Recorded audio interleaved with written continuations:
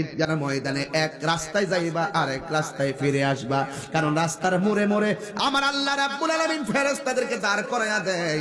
আল্লাহু আকবার, আল্লাহু আকবার, লা ইলাহা ইল্লাল্লাহু ওয়াল্লাহু আকবার, আল্লাহু আকবার ওয়ালিল্লাহিল হামদ।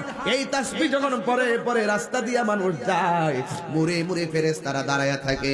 নবীজিরে জিজ্ঞাসা করা হয়, একটু ইয়া রাসূলুল্লাহ জোরে বলবেন, ডাক দিয়া বলি ইয়া রাসূলুল্লাহ, নবী গো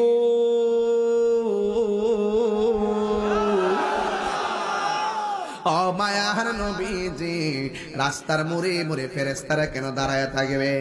আল্লাহর হাবিব ডাক দিয়ে কইও, আমার উম্মতের দলেরা